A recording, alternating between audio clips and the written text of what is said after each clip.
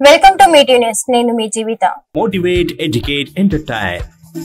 గద్వాల్ జిల్లాలోని జోగులాంబ దేవాలయాన్ని నేడు చర్చల శాసనసభ్యులు జన్నంపల్లి అనిరుద్ రెడ్డి గారు కుటుంబ సమేతంగా దర్శించుకుని ప్రత్యేక పూజలు నిర్వహించారు.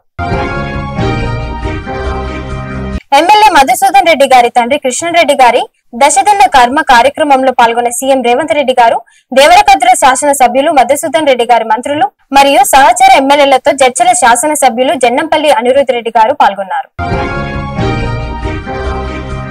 మాజీ మంత్రివర్యులు లక్ష్మారెడ్డి గారిని పరామర్శించిన రాష్ట్ర pollution board member Nagar Kurnool జిల్లా ZP vice chairman Balaji Singh Thakur గారు ఈ రోజు మాజీ మంత్రివర్యులు డాక్టర్ లక్ష్మారెడ్డి గారి సతీమణి శ్రీమతి శ్వేత గారు అనారోగ్యం కారణంతో 2 రోజుల క్రితం శివైక్యం చెందారు అనే విషయం తెలుసుకున్న వారి చిత్రపటానికి పూలమాలలు వేసి ఆత్మశాంతి కలగాలని నివాళులు అర్పించారు.